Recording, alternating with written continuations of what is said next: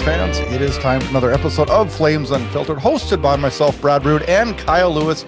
We are here for Season 7 as, hockey is back. Camp's open in a day, and, it's exciting time. Pretty wild, eh? I'd like to know where that summer went. I'm not unhappy about hockey being back. I'm just like, how the hell are we sitting here already? Do you think so, though? I kind of struggled the last 3 weeks. I don't know. It was such a boring off season. Oh, in terms of hockey news, it was horrendous. I went on record many times saying it was the worst that I've ever endured, and I don't think it's even close. But I tried to get involved. I had some really good vacations. I got really into baseball. I went to 4 Jays games last week when I was in Toronto. I know you've been 4 games.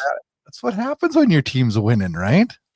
Well, yeah, and I'm just I find this summer I just never really bought into anything. So I forget. Anyway, I've been really, of course, the Jays are really good this year, so that made it easy as well. But ultimately, it doesn't matter. I mean, at the end of the day, hockey is what we love by far the most, and we got quite a lot to talk about, actually. The last week has been kind to us as Flames fans in terms of news, I feel. I think it's been kind to the show because, we literally had nothing to talk about all summer. We did shows every single week, thanking us for some special episodes. We hoped all our listeners enjoyed those, and we took 3 weeks off now as we prepped for Season 7, some new graphics, some new different things. And but yes, the same great hockey talk with Kyle and I, and we're excited to be here. But thank goodness for some news, and we'll get into that today. I did see something today, and we've always talked about on the show. I'm kind of like the old school guy. You kind of are on certain things, but you're a little bit more. You're a little bit more progressive than I am. The Washington Capitals are going back to paper tickets. I love it. Are they? I didn't see that. Now this is something I think you would love. This is an old school thing that Kyle would love. I used to collect this, the stuff from the concert I've been to, and even hockey games at one point. What's the impetus for that? Why are they doing that? I don't know. I just saw they announced their New Jersey thing, and then they put out another tweet saying that for the upcoming season, they're going to do old school paper tickets that are going to be available. So I think they'll still probably have the digital ones too. But I don't know. I was used to as a kid. I still have all the stubs from all the NHL games I went to as a kid and as a young adult, and that was part of the thing, man. I went to a game. I had my ticket stub and I bought a program to every single thing. The only ticket stub I still have is the one from Jerome McGinley retirement night, March 2nd, 2019. And I would have liked to have kept one from the Kippersoft night too, but that was digital ticket, right? So digital ticket. That's the crappy thing. It'd be cool to put a collage photo thing with a picture from that night, the ticket stub, whatnot. Well, that's what I did. The Ginla one I have framed with a photo of him signed. Another photo of him, and the 2 T-shirts they gave away that night are framed in there as well. Isn't that that makes it special, right? Yeah. Huh. Yeah, that's cool. But yeah, I mean, you and I obviously have often talked about our large music collections too. I have almost 1,000 CDs, which I rarely ever listen to the actual CDs. I typically just listen to stuff that I've imported into hard drives and through Spotify and whatever. But anyway, collecting stuff's cool, but it's like the game worn jersey thing for me. It gets out of hand really quickly if you are, mindful. That's because we're obsessive compulsive people, and when we collect something, we feel like we need to have everything. And you'll appreciate this. You know how long it took me to complete my Rat collection? Those obscure late 90s albums, like the self-titled Rat, and good luck getting that one right now. I think I have it. I know it's almost impossible to find. Well, because it is out of print and was not good. So anyway, enough about Brad's favorite band. Where do we begin with Season 7? You pick, Kyle. You pick, man. I'm ready to talk about anything. Whether I'm like we do always do in the show. It's open game, man. We just go from the hip and we have fun and we cover it all. And go. Well, let's start with the big news, I guess, right? Because that just feels appropriate. So, Dustin Wolf's contract. I don't think I've ever texted you. No, the only time I texted you that quickly, I think, was when the Huberdeau trade happened. Oh yeah, I remember that day. We've told that story 100 times in this show. Yeah, but the Wolf one, yeah, it was right away. You got it to me right away. I was in a meeting, and I'm such a loser. sometimes like meetings get so boring. So like I will open my phone. I can't really do anything, but like I just saw it, like literally saw it, and the text came through. Yeah. Yeah, it was I can't remember how I first saw it. I feel like somebody sent it to me, but usually I'm pretty quick to find that stuff out myself. But anyway, The Flames broke this, SoCal. Do you know that? The Flames broke this. No insiders. The Flames broke this. yeah. Yeah, it's pretty cool. I'm like elated by it. I think it's a fantastic, fantastic contract. Probably will turn out to be jinxing it, of course, but probably the smartest signing the Flames have ever made. You know, Oh boy, Kyle, stop. well, there's not a lot of things to compete with it, but I mean the dollar value at 7.5 per year is fantastic for a goaltender of Wolf's pedigree and what he's shown thus far. And because I mean this could have been up in the 8-9, you know, like for maybe not this offseason because he only has the one rookie year he's played, but it's a super reasonable cap hit, and when it expires, he's still going to be one to think in his prime years. Well, honestly, like yeah, like heading into this year, it was a contract they didn't need to sign. Now, how his play would have progressed this year could have made it an 8 or 9. Absolutely. I'll be honest with you. I'll be honest with you though, Kyle. Like I did think it was going to be 8.5, and it comes out at 7.5 for 7 years. As of a 10-team no trade that comes in the final 5 of this 7-year contract, which I feel like is irrelevant at this point. Mm-hmm. I think, you know, I'm always like the nervous Nelly about stuff, and it's like, is this risky? Yes, but tell me a contract that isn't risky, right? I mean, like I'm going to be realist about this. Like I love what Dustin Wolf did last year. When we put a close on last season's like regular season episode, I think the thing I took away the most was the fact that what did we learn last year? We learned that we finally have a number 1 goalie since Mika Kiprusoff. Well, I shouldn't say that. We had Jacob Markstrom, and Jacob Markstrom was very, very well. But we finally had a replacement for Markstrom that was a prospect that we were hoping would pan out, that proved his worth in his first year. Big time proved his worth. Yeah, I mean, I'm not sure what the stats would show in us, but my belief, at least, is that we would have finished probably 20 points less than the standings with him. I would agree. I would agree. Now, but where does this take us? So, you know, we got a guy that has, was it 71 games experience, I believe it is. You know, he sits in there with, and here's the comparables, right? You know, Aiden Hill gets 6.25 at 6. I think this is way better than, you know, like he's way better than him. Dostal, same 6.5, 5 years, way better than him. UC Saros 7.74 for 8 years. I put him probably, I think Saros is a really good goalie. I think where you get to see the full capabilities of Wolf. With Wolf's age, I would take his contract over the Saros. A contract that got signed last year, Swayman, 8.25 for 8 years. It looked like garbage of the first year, right? Mm-hmm. I don't know. Let's pray that this one doesn't. I mean, it can happen. I honestly don't even think that it can, because Wolf is just so skilled, but it plays the game a different way, right? My only pushback on that, and I'm not worried that Wolf's going to regress.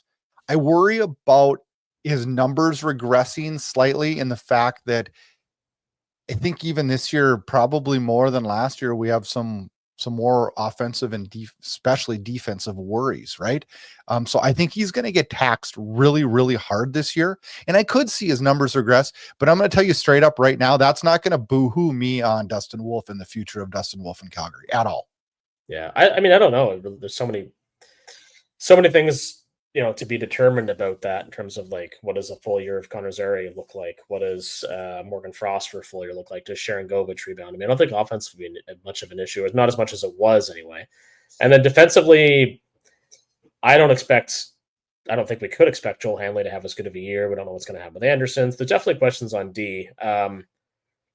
But I don't know, man. Like, he's just so good. It just, a lot of nights last year, it didn't matter how the team played, which is ridiculous, but that's what we saw, right? And he only laid an egg.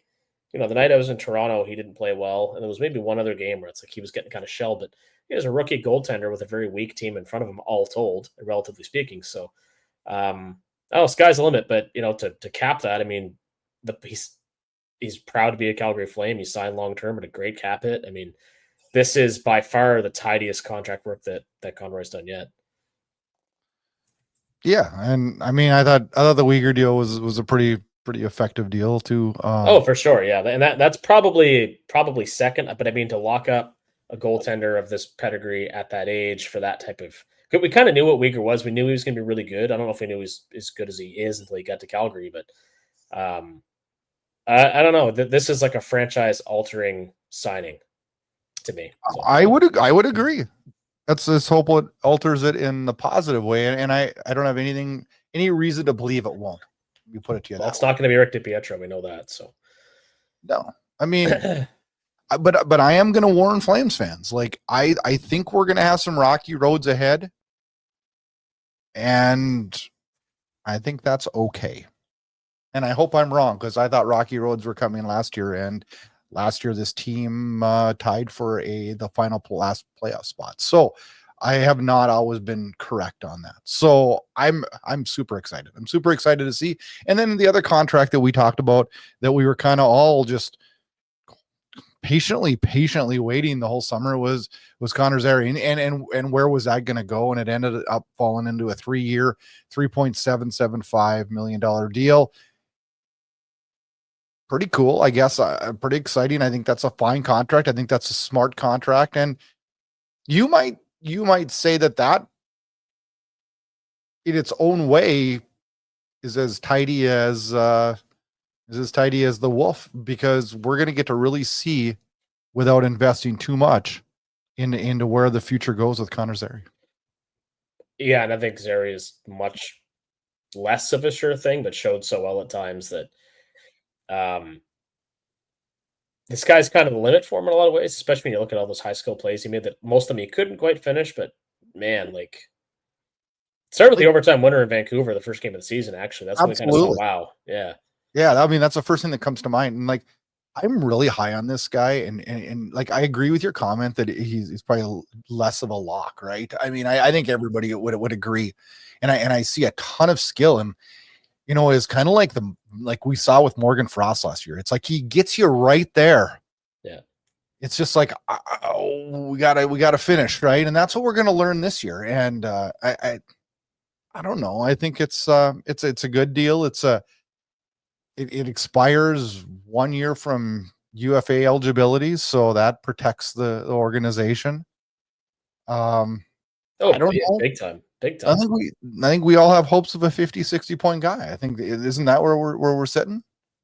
I think at the minimum, yeah. I mean, he could be 70-80 if he really pans out, but at the end of the day, we really don't know. And it's a little strange to me in a sense that this contract took so long to do, because it's so predictable in terms of length, in terms of dollar value. But I say that I can also understand why the player and the team would have both been also open to longer term options. Like, we know this is going to be a fit. We just don't have quite as much evidence as we'd like. And the player's probably thinking, I can cash in way more once I really show what I'm capable of. So it makes all the sense in the world. And thankfully, the best part about this is it got done before training camp open. Absolutely. That is the biggest news. I think, I want to talk a little bit more about that. I think I agree with you. This one surprised me that it drug out like this. And I think we all kind of knew where it was going to come down to. And I think the team stance was, hey, we love what we see. Mm-hmm. Unfortunately, not because of your doing, but because of health, we're not 100% sure, because we haven't got the full picture yet, right? And I think Connor Zary's sitting there going, liked what you saw, like, you liked what you saw in Coronado. Can we work something here? And I think he was pushing maybe for a little bit more and a little bit more certainty. And I think this is a good contract for the team. And quite honestly, in the end, if Connor Zary works out, it's going to be a great contract for him too, because he'll really cash in after that time's up. Yeah. Yeah. And I don't think there's really any risk at all with this deal. It's not big money. It's not long-term. Nope. It positions the player and the team both really, really well. And I think the other thing that kind of plays in this, and you can see it in the cap hits that we've seen so far, and we use the two examples we're discussing, Wolf and Zary, in terms of where they're at, it seems like these players are all committing to team-friendly deals, at least in terms of dollar value in Zary's case. And in so doing, the message seems to be, and you can tell from Conroy and the media availability, it's like, okay, they're building something special here. Everybody's excited about Zane Parekh coming in. They've got Uyghur, who's a rock, Wolf signing, the Frost and Farabee trade, and what that may potentially do. Like everything's kind of moving in the right direction quicker than any of us have thought. And I think the players are inclined to leave a little bit of money on the table to see where this goes. And if it doesn't, if by the time that contract's coming up in 3 years, the team is, barely making the playoffs or missing or whatever, then that's obviously things didn't pan out the way we'd all hoped. But I think the reality is the team is positioning itself and building a core that wants to be in Calgary and be a part of what they're doing, because they're a very young team. They have, Kevin Ball's with a piece we should mention, really good shutdown defenseman. Everything's kind of in place, and now we just have to see where it goes. And I think everybody's at the same mindset that this is a team that is worth being a part of. I agree. I think there's a lot of positivity, and I think there's a lot of moving in the right direction. But with that, you're going to have a lot of uncertainty. Mm-hmm. One uncertainty I have when you look at this Connor Zary thing is, like, where do you feel? And I'm really interested to get your take on this. Where do you see him? I mean, we all obviously all want him to be that center, but do you see that, or do you see him probably fitting into the wing better? If he can work on his faceoffs, especially, I'd want to see him as a center, because I think he has the skill set and the puck chasing abilities to be a really good center and a two-way one at that. Playing wing is a bit easier in terms of responsibility. It's more of a north-south game, cover your points in the D zone, that type of stuff. So if he doesn't start to progress as a center, he easily slots him in the wing. But it's a great opportunity for him because our center depth is not great at this point. The organizational depth is much better than it has been with the recent draft, but Kadri's getting older, Backlund's getting older. Somebody needs to step up and assume one of those center roles. And I could see if Zary can prove to be a center throughout camp and early in the season, then he could be our top line guy, which could push Kadri to the second spot, which would be absolutely ideal, I feel. But that's a huge ask, but I do think it's a possibility. I think that's a giant ask. Would I love to see it? Yeah. Do I see Connor Zary as a number one center? Probably not. If you could tell me that he's our second line center 4 years from now and he's putting up 50 to 60 points, that'd be great. I would be happy as can be, right? I guess, time will tell on this one. I feel like he's probably, and this is not a genius statement here or anything like that. It's I feel like he probably fits in the wing better. Yeah. And that just comes down to basically the fact that it's harder to be a center in the National Hockey League, right? I mean, big time. It's hard to be a center in general. When I play hockey, center is a much more difficult position. It is. And there's just a lot of other variables that go along with that. So, other news. I'm interested to get your take on a couple different things here. Ryan Leslie off to Toronto. Where does that leave the Calgary Flames broadcast team, and your thoughts on that? Well, I met Ryan Leslie when he was with Brad Treliving in Columbus back in 2019, and clearly they had a close relationship, and this is 100%, something that Brad Treliving was involved in. It's really difficult, especially in Canada, to ignore an opportunity in Toronto. It's the fourth largest city in North America. It's by far the largest Canadian city.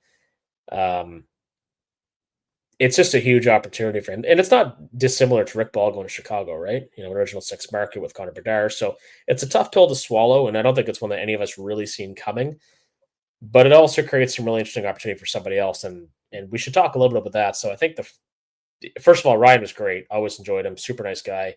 Knows the game. Players loved him. So it sucks to see him go, but there's some really, really good media talent in Calgary that would likely be a fit for this role. We're going to know very soon who it's going to be. I think the front runner, and tell me if you disagree, but I suspect Brendan Parker is the first one that's going to be. I think he's the front runner. I've heard a bunch of different names, from Cami Kepka to Pat Steinberg which, by the way, both of those two I have a lot of respect for, and I think they both. Cami Kepke actually, she got her start in Moncton. She was on CTV News here for years until she moved to Calgary. I think she's actually from here, if I'm not mistaken. But yeah, she's another candidate for sure.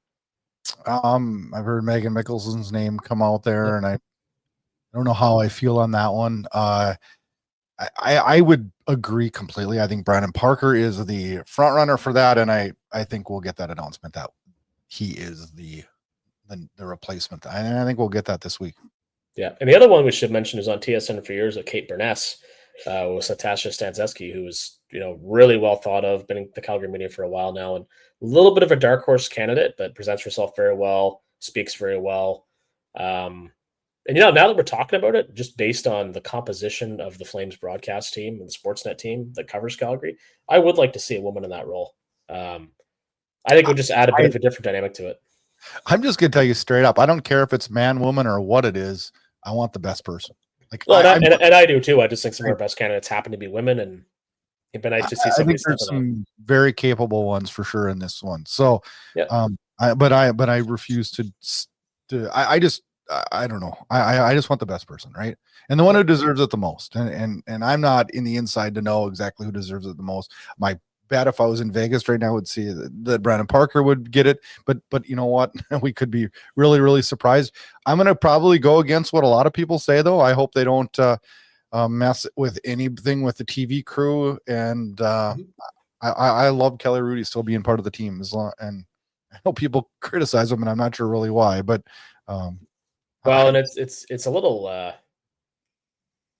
it's a little tough, this season too, given the loss that occurred in January of last year. So it's I don't know. It's going to be a very different looking team in terms of the supporting cast, so to speak, in terms of the broadcast team. So I'm very curious on opening night to see what that whole presentation looks like, and outside of the things we just discussed. And we saw this all over social media. All over social media was Amazon Prime kind of kicked everybody else in the ass in terms of how to run a hockey broadcast, right? I remember the night the first one was, and I remember me and you talking the next day, and I was wowed. I mean, it was a topic on our show the next week. We were both wowed by it. And I tell you something, and you please correct me if I'm wrong, because you're way more in the know about Sportsnet than me. I watch it every day. I guess but I'm not in Canada, right? So I can't. It's not. I do get it every day though. But I feel like Sportsnet doesn't give a crap about how good Amazon's production was. They're just going to keep running the same show out there because we're just Sportsnet, and that's just how we do it. And I feel like Sportsnet's way too entitled, and I feel like it's a great word, and I feel like they're just way too nonchalant about their talent that they have, and in retaining their talent.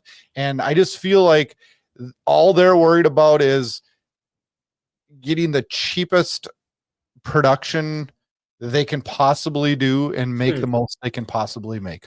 Well, there's a few things that bear discussing there. I agree with you 100%. I think that when TSN lost out in the battle for the NHL rights, some 10 years ago or so, I didn't know it at the time, and I was quite a bit younger then too, but it seemed to me that it very much created a sports monopoly in Canada. So the Toronto Blue Jays are on Sportsnet. Toronto Raptors are on Sportsnet. The only regional broadcast TSN now has, I believe, is the Ottawa Senators. Winnipeg Jets also. Oh, yes, that's right. Excuse me. Yes, Winnipeg Jets as well. But to your point, they get Montreal though too, don't they? Well, yes. An RDS in the French market, RDS in the French. Yeah. But in terms of the overall percentage of league representation, it's incredibly one-sided, and because of that, they have a tendency as well. And I've talked about this with people in the league and around it. They have a propensity for hiring like any ex-NHL player, many of whom do not belong in front of a camera. And I'm not going to get into naming names because it doesn't matter. No, but they just throw jobs at people who are not capable. They hang on to people who I don't, personally enjoy or feel have, put in their time, so to speak. But I swear all they worry about right now is making sure, and I love this guy, but I think all they're worried about is making sure they keep Elliot Friedman happy, and to hell with the rest of them.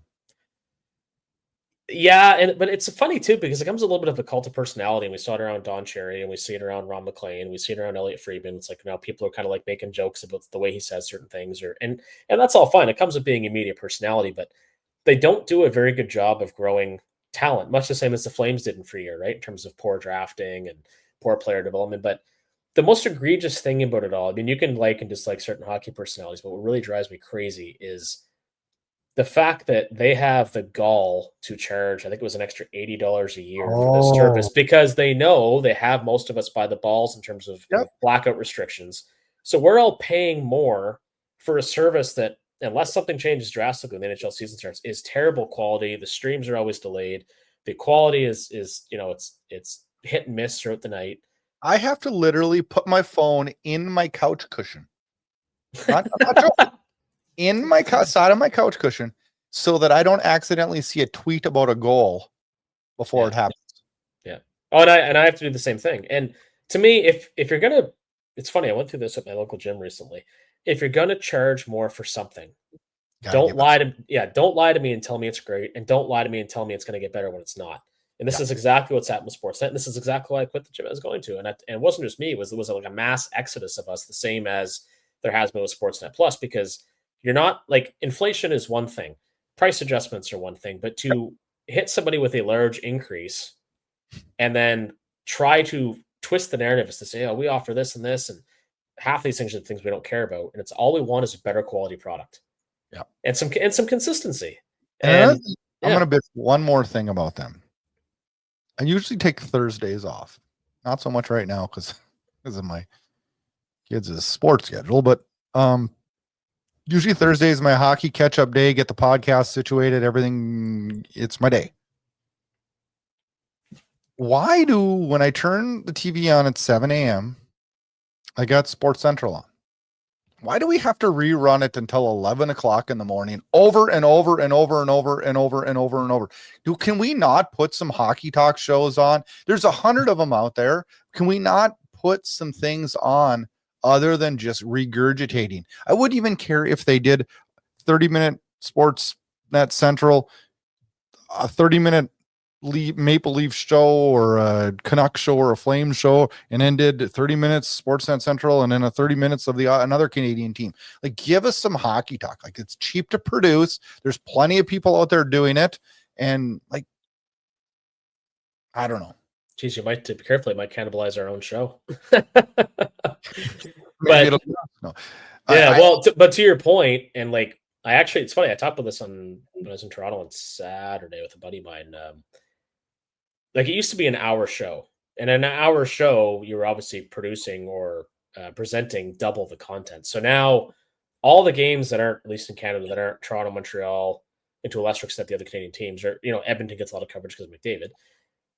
All of a sudden, all these other games get minimal coverage. Some don't get any, like no any highlights, or they get a 15-second highlight package instead of 2 minutes, and it's so compressed. And I actually enjoyed the hour format, but I mean, obviously they're trying to hit as many people as they can, as many demographics as they can. But it is a bit frustrating because it's just, it's the and, same and I thing. and I'm the idiot that'll leave it on for I 2 do hours in the too. morning. I'll Like, be like, this is the sixth time I've watched this home run. I mean, I just, yeah, I don't know. yeah. Okay, on to bigger and better things. We ripped on sports. Won't get jobs there anytime soon. So go on. Well, it's not that. I mean, I just, I feel like it's something like we're just speaking what the public is feeling. We're not ripping on them as a company, except for No, that, like, it's not all questions that they shouldn't be asking themselves. Like, what more are we giving these people for the $80? Like, I think that's an internal question that company needs to ask, right? So absolutely. I don't think it's anything out of control that we're asking. Flames, assistant coach Brad Larson will not be returning this year to the coaching staff for family reasons. Mhm. I have no idea what they are, but I mean, my prayers go out to them if for any struggles that families go through. That being said, Calgary goes out and hires Dave Lowry as an assistant. So that's good news. I love a Lowry as part of the group, right? I love Dave Lowry, and I'm sure I've told the story before, but the first time I met him, he made several self-deprecating jokes. That's back when he was head coach of the Hitmen, I believe. But anyway, really, really good guy. A really well-seasoned coach at this point. Actually, he as a captain too with the Flames, I really, really enjoyed him. There was a feature CBC did on him at the time when he first signed with the team that I wish I could find because I'd love to rewatch it all these years later. But anyway, Lowry, he knows the city as well as anybody. I think he knows a lot of the players. I think it'll be a seamless fit. In Brad Larson's case, again, we don't know any of the reasons why. And I'm actually quite grateful we don't know the reasons why, because that is obviously very personal. And as you said, we wish him well. I know that, Brad is a man of strong beliefs and strong convictions. So hopefully he and his family are doing well during this time. And I'm sure it was an easy decision for him to step away from the game, especially from such a high profile gig. Because I was talking to a buddy that works in the league the other day, and he kind of reminded me, as we should all know, but reminded me that there are so few coaching, scouting, NHL hockey, let alone hockey positions available, that to give one of those up it means you're dealing with something that is really important. And to get that opportunity also means that obviously in Dave Lowry's case, you're very well thought of in the league. Yeah. Yeah, for sure. Very happy to see Dave Lowry back. I am too. I just wish he'd bring his son Adam, but I'm super, super pumped. Elliot Friedman reported that in the what are they overseas? What are they called? I don't even know what they're called. The media availability overseas. I don't know why we do this, but anyways, Michael Backlund. He's got a year left on his contract, and he wants to continue to play after that year, and he wants to be a lifetime Flame. I look at the depth chart and I look at the future of the organization, and I think he's a critical aspect to the team this year, and I don't know that he isn't again next year. How are your feelings on hearing him want to stay in Calgary? Is there a spot for him, and are you good with him staying for a few more years after that? I mean, it depends on how I position myself. I guess morally, I'd like him to retire a Flame. Financially, I'd like him to retire a Flame, because if he becomes the all-time games played leader, I have one of his game warrants, and I'll be keep hanging on to that. But in all seriousness, he's huge part of the community in Calgary, and depending on his play, so long as the contract and the deployment makes sense going forward, which is to say he continues to emerge in the number 3 role and eventually the number 4 role as a center, I have no issue with him staying, and I hope that he does. Alternatively, if he's playing well and the team finds himself out of a playoff race, blah, blah, as you know, I'd be 100% happy to see him traded as a rental and come back the following year, or for the team to simply move on if it's in their best interest. Now, right now, based on all the youth they have, I think the best thing to do is keep Michael Backlund so guys like Connor Zary can learn the center position better, to say nothing of, Reshny and these other guys, Potter, that'll be coming up. So I would prefer that he stay. So that's my long-winded answer. And how do you feel about it? I feel exactly the same thing, and I echo exactly how you said as far as the transition period is. And I think what he brings to this team, gosh, I mean, you hear criticisms on captains, and I'm going to defend Michael Backlund. I think too many people and too many fans in the National Hockey League judge their captains by the goals they score instead of what captains really do. Well, this is why we were such big fans of Dave Lowry, right? Absolutely. And I think that Michael Backlund's a leader. I do. And I think he's done a good job as captain of the Calgary Flames. And man, oh man, is he going to help these young people go and grow and learn how to be a professional hockey player. And I'm keeping him as long as he's effective on the ice. And I don't know that that's not 3-4 more years simply because of his physical abilities that he's showing us. If he can stay injury free, which he battled that last year, right? He battled injuries, and that was a lot of his down points last year. Were not Michael Backlund's talent or Michael Backlund's work ethic. It was that Michael Backlund was hurt. And I think we'll see a strong Michael Backlund this year. And I think he'll, hold that 2-3 center spot. And then in years as we go and we move this talent in and we build this team, he slides back to that 4th line as a leader. It's perfect. It's a perfect win-win situation in my mind. Yeah, I mean, it's always tough though, because this is a distinct possibility, I feel, coincidentally enough, the Flames GM Craig Conroy went through that transition where he ended up retiring mid-season. He was used sparingly. He had cascaded down the lineup, but by the time that had happened, his play had certainly fallen off, and it was evident to the player of the team that, it was time to move on. I would like to see Backlund put up one more strong season, in the vein of Patrice Bergeron, and then call it a career. But I mean, obviously, Father Time may have other plans, injuries, things of that nature. So we'll see how it plays out. But on that note, it's probably as good a transition as I can think to talk about the other big name Swede in the Flames, Rasmus Andersson. So what are your thoughts on that situation as it currently stands? Oh, I'm going to be honest with you. I listened to a lot of some Flames talk this week and listened to some interviews with him. And I listened to a pretty nice piece with Eric Francis. And I'm going to be honest with you. Keep hearing the door's not closed. And I was sitting there listening to this and I was thinking in my head and I was plotting in my head and I was going through all these things in my head. And I was like, yeah, let's keep this door open. Maybe we can swing a deal here. Maybe we can do something. And then my judgment snapped to reality. And I said, kick the son of a bitch closed. I'm done. And here's why I say that. I was not happy with his play last year. He's going to get big money from somebody else. And I respect the hell out of him going out and getting that big money. Do I think Rasmus Anderson's a bad hockey player? Heck no. I really actually like a lot of what he does. And I love that he's very pro Calgary.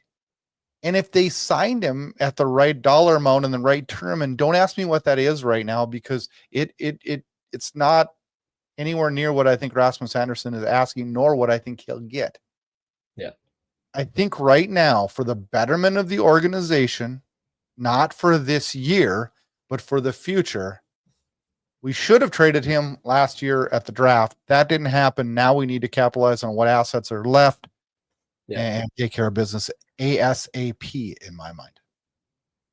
Yeah, and I'm of a bit of a different mind on that. So I think his value is quite low, and I mean, right now in terms of the league catching on to the fact he had a very down season. Yep, I see where you're going here, and I like it. Well, I feel that the longer it takes to trade somebody, the more of a microscope you go under in terms of, okay, well, what if teams start wondering why hasn't he been moved yet, or we offered this, why wasn't it enough, et cetera, et cetera. They're like, okay, well, yeah, he was like a minus $1 million last year, and he's been very self-deprecating and understanding of the questions surrounding his game. So there's an opportunity here for him to boost his value tremendously. And the best way that he can do that, honestly, is by being a really effective player for the Flames. So that part kind of excites me, because for all the talk of distraction, if he comes in and plays like shit, he's only hurting himself at the end of the day. The team, now mind you, the team would get less for him, but nobody's going to offer. Yeah, but nobody's going to offer him a big money extension if he has a poor year. So I suspect he's highly motivated. The other thing that happened, and I really want to touch on this, is that the post the other day on Instagram with Uyghur, Backlund, Anderson, and who else was in that? There's 4 of them. And the name, it escaped me, whoever it was. And then like the hashtag, like or comment distraction, and they're all smiling together.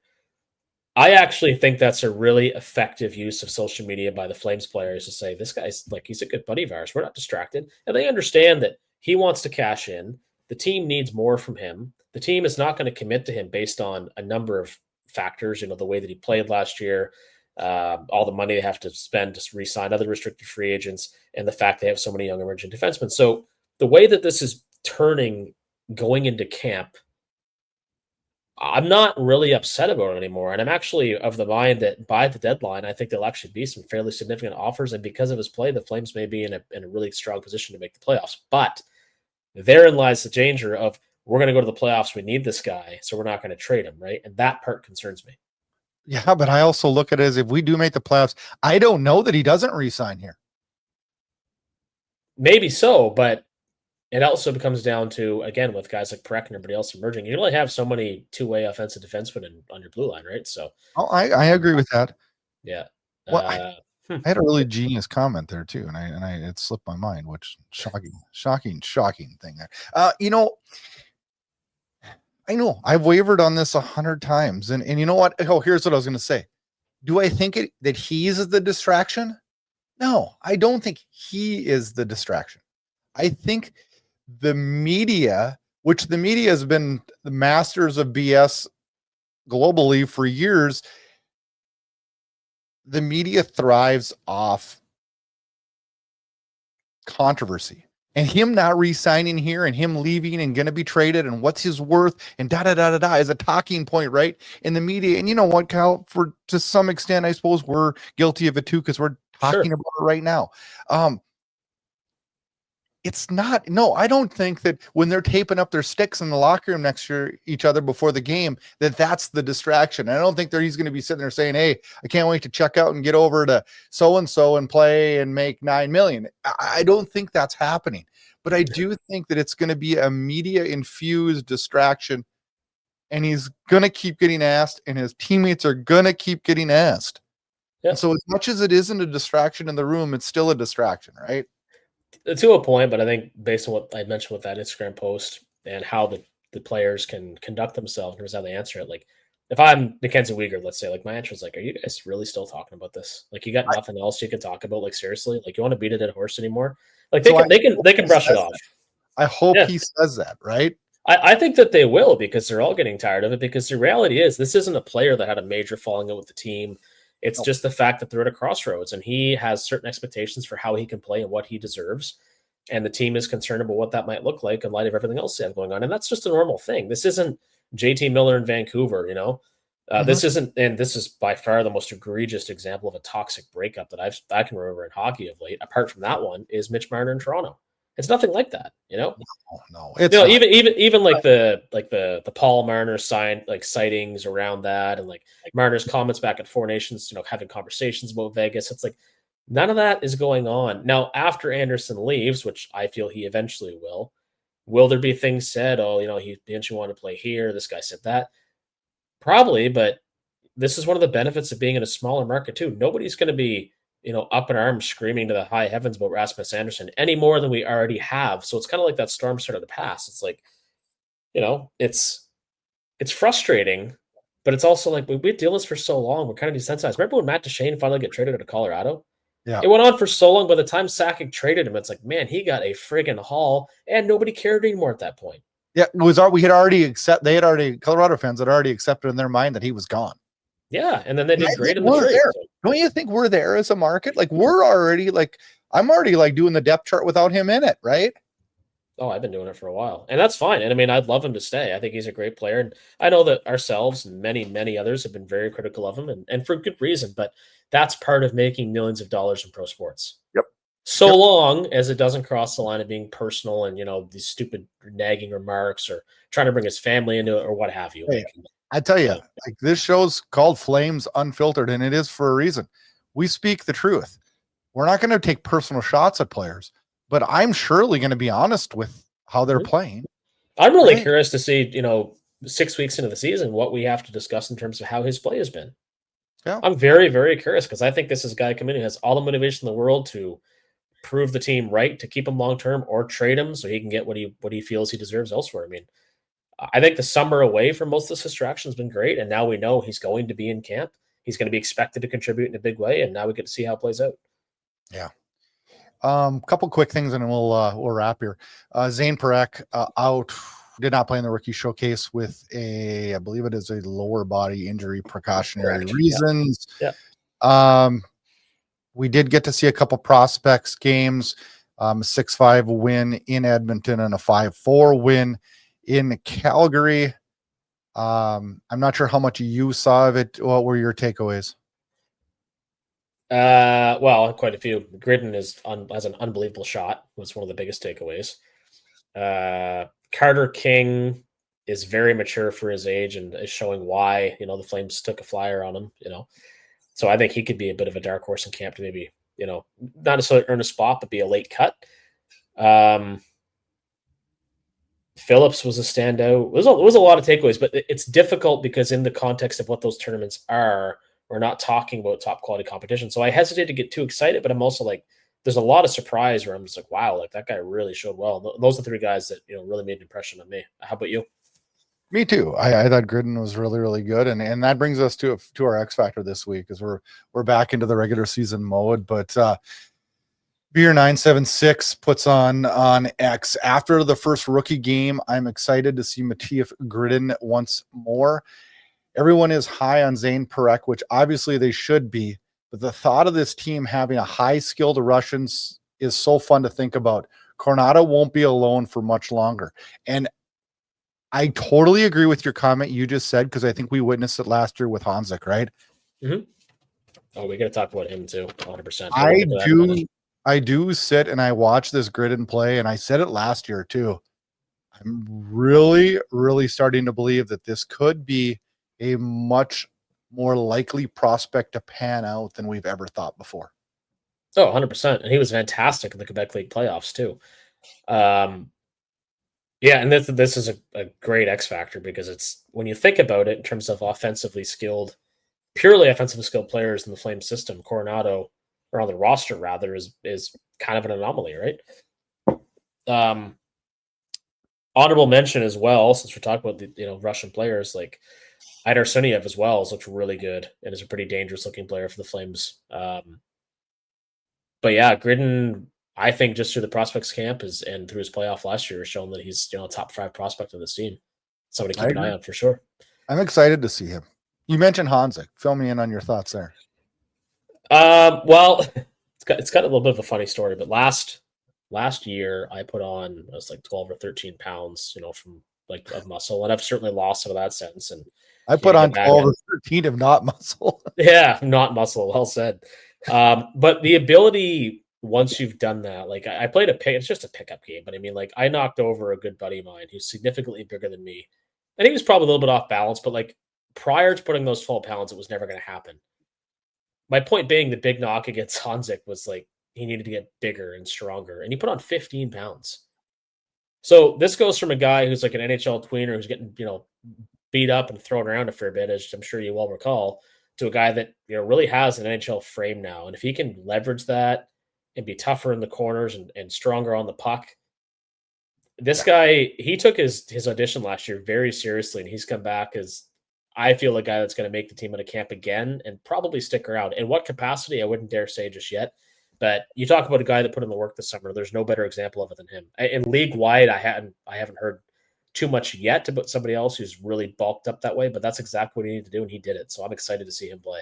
I can't, I'm excited for camp, and it gets underway as Thursday's the first day on the ice, and then Sunday we get a split squad with Edmonton, and then Tuesday Seattle comes to town, and Wednesday Calgary heads up to Vancouver, and I'm waiting for the training camp roster. I would assume that will get released probably tomorrow. And I'm excited about seeing that. I'm excited about seeing how some of these prospects have developed over the summer, and see a Hanzik and a Gridden and see a Brustevich again, and see if Parekh is to the healthy point where we're going to need him to be, and see how that progresses through camp, and see if he can kind of I don't know, take back what happened last year at camp, because it wasn't a good showing by him, and I do not expect that we'll see that again. I think it'll be a much more positive experience. Yeah, I think so too. And I mean, this is so atypical, and it's like deja vu all over again. But every year camp comes around, it's like we're excited about this, we're excited about that. This is the best camp we're going to have in a while.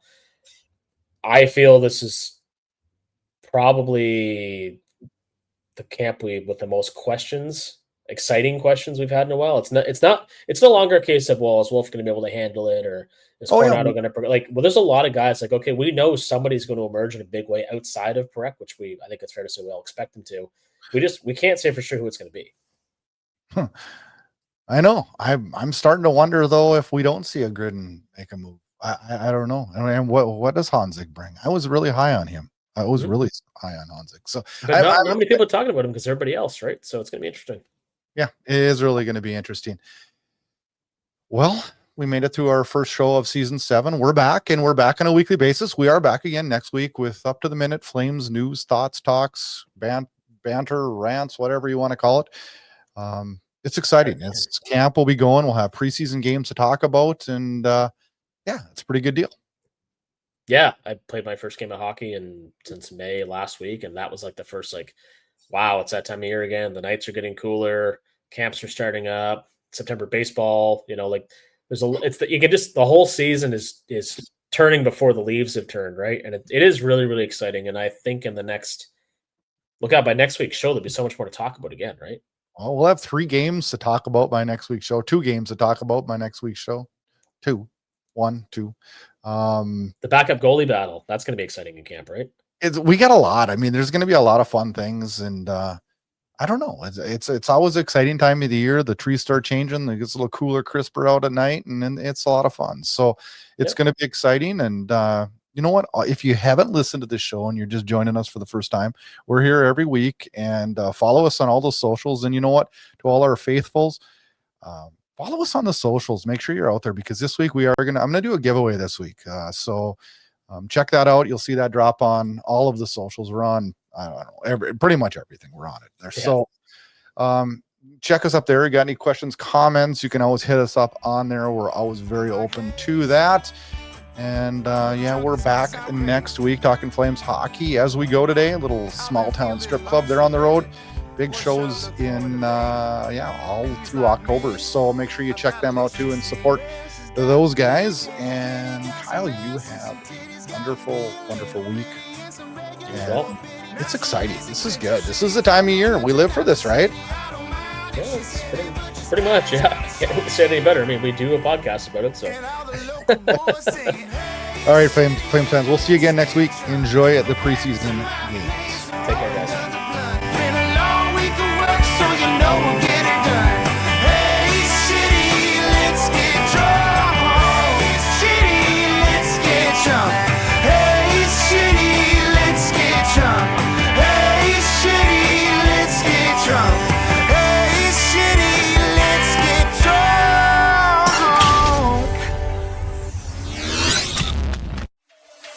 Thanks for listening to Flames Unfiltered with Brad Burud and Kyle Lewis, your source for unfiltered Calgary Flames hockey talk. Keep it locked on flamesunfiltered.ca. Subscribe where you get all your podcasts to never miss an episode. Flames hockey talk every week, presented by Inside Edge Hockey Media Group.